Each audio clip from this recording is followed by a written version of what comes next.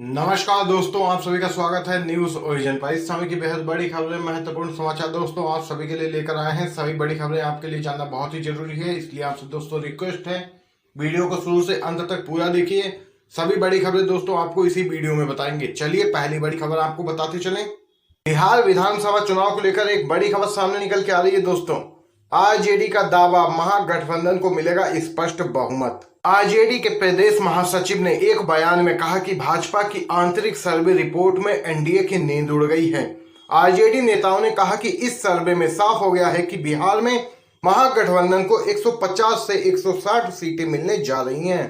उन्होंने कहा कि सर्वे रिपोर्ट से हताश भाजपा और उसके सहयोगी दलों को जनता का मिजाज अब समझ में आने लगा है और वे अब नए सिरे से अपनी रणनीति बनाने में जुट गए हैं। वहीं आरजेडी के प्रदेश प्रवक्ता मृत्युंजय तिवारी ने कहा कि महागठबंधन का दायरा लगातार बढ़ता ही जा रहा है। अब समाजवादी पार्टी ने भी अपना समर्थन आरजेडी को दिया है। उन्होंने कहा है कि महागठबंधन में सभी दल इस बात से सहमत है कि सीट नहीं जीत मायने रखती है। तो ये बड़ी खबर दोस्तों बिहार से सामने निकल के आई है। इसी के साथ चलिए एक और खबर आप सभी को बताते चलें। 83 विधायकों के खिलाफ यूथ कांग्रेस ने संसद घेरा, बेरोजगारी के खिलाफ किया प्रदर्शन, कई हुए गिरफ्तार। जी हाँ दोस्तों, खबर आपको बताते चलें। देश के युवाओं में बढ़ती बेरोजगारी और मोदी सरकार कृषि से जुड़े नए विधेयकों के विरोध में यूथ कांग्रेस ने जबरदस्त प्रदर्शन किया।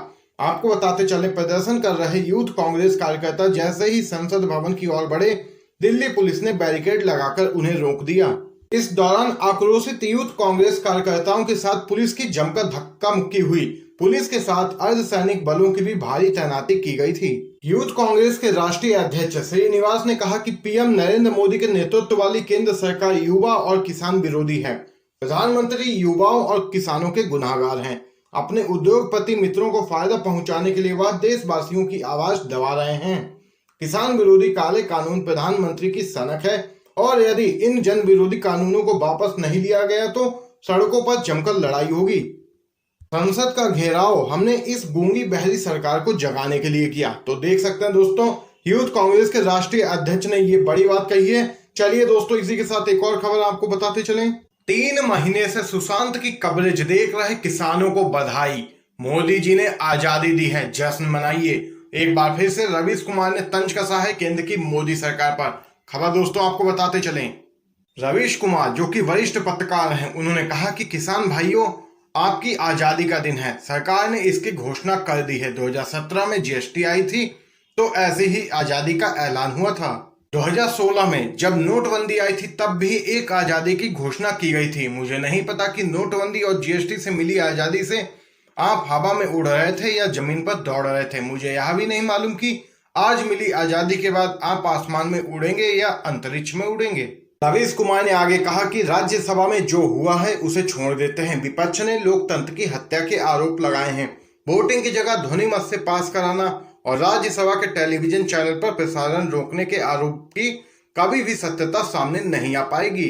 रवीश कुमार ने आगे कहा है कि अगर सत्यता सामने आ भी गई तो क्या हो जाएगा। मुझे यकीन है जब किसान 14 जून के बाद से सुशांत सिंह राजपूत का कवरेज देखने में लगे थे या मजबूर किए गए, तो आज ऐसा क्या हो गया कि उन चैनलों पर किसानों की जिंदगी से जुड़े बिल के पहलुओं पर चर्चा हो रही है। रवीश कुमार ने आगे कहा है कि नरेंद्र मोदी ने आपको आजादी दी है तो सोच कर ही दी होगी, इसलिए आपको बधाई। तो देख सकते हैं एक बार फिर से तंज कसा है रवीश कुमार ने केंद्र की मोदी सरकार पर और साधा है निशाना। इसी के साथ दोस्तों एक और खबर आप सभी को बताते चले। अच्छे दिन, 67 साल में 54 लाख करोड़ का कर्ज, मोदी के 6 साल में 50 लाख करोड़ का कर्ज। जी हाँ दोस्तों, खबर बताते चले आपको। मोदी सरकार ने अपने 6 सालों में देश को बहुत ही बड़े कर्ज में डुबो दिया है। आपको जानकर बेहद आश्चर्य होगा कि इन 6 सालों में मोदी सरकार ने लगभग 50 लाख करोड़ का कर्ज लिया, जबकि 2014 तक देश के ऊपर कुल कर्ज मात्र 54 लाख करोड़ रुपए था। यानी कि एक तरफ 67 साल में 54 लाख करोड़ का कर्ज, वहीं मोदी के 6 सालों में 50 लाख करोड़ का कर्ज। जी हाँ, यह बिल्कुल सच है। कल बहुत महत्वपूर्ण खबर आई है कि लेकिन बिके हुए मीडिया ने इस पर विश्लेषण करना उचित नहीं समझा। कल खबर आई कि केंद्र सरकार की कुल देनदारियों में जून 2020 के अंत तक बढ़कर 101 लाख करोड़ तक पहुंच गई, जबकि साल भर पहले यानी कि जून 2019 के अंत में सरकार का कुल कर्ज 88 लाख करोड़ रुपए था। यानी एक मोटा हिसाब लगाएं तो हर महीने 1 लाख करोड़ से भी अधिक का कर्ज मोदी सरकार देश की जनता पर चढ़ाती आ रही है। अगर इस हिसाब से देखें तो जुलाई, अगस्त और सितंबर में हम पर 3 लाख करोड़ का कर्ज और चढ़ गया है। मोदी सरकार न्यू इंडिया बनाने की बात करती है। बताइए, ऐसे बनाया जाएगा न्यू इंडिया, देश को कर्ज में डुबोकर? तो दोस्तों, ये बड़ी खबर सामने निकल के आई। आपकी क्या कुछ राय है इस खबर पे, आप कमेंट बॉक्स में कमेंट करके जरूर बताइएगा। दोस्तों, इसी के साथ चलिए एक और खबर आपको बताते चलें। बिहार विधानसभा चुनाव को लेकर दोस्तों एक बड़ी खबर, बिग ब्रेकिंग अपडेट सामने निकल के आ रही है। लोक जनशक्ति पार्टी 143 सीटों पर उतार सकती है अपने उम्मीदवार। जी हाँ दोस्तों, खबर बताते चले आपको। बिहार विधानसभा चुनाव की सुगबुगाहट तेज होने के साथ ही वहां की राजनीति में उठापटक की आहट आनी शुरू हो गई है। बिहार में एनडीए में बिखराव के संकेत स्पष्ट तौर पर मिल रहे हैं। सूत्रों के अनुसार जो जानकारी सामने निकल के आ रही है उसमें लोक जनशक्ति पार्टी यानी कि एलजेपी 143 सीटों पर चुनाव लड़ने की तैयारी कर रही है। मुमकिन है कि अपनी पार्टी को लीड करने के लिए एलजेपी अध्यक्ष चिराग पासवान खुद विधानसभा चुनाव भी लड़ सकते हैं। गौरतलब है कि कोरोना काल में ही रामविलास पासवान की पार्टी एलजेपी और जेडीयू के बीच तल्ख बयानबाजी का दौर शुरू हो चुका था।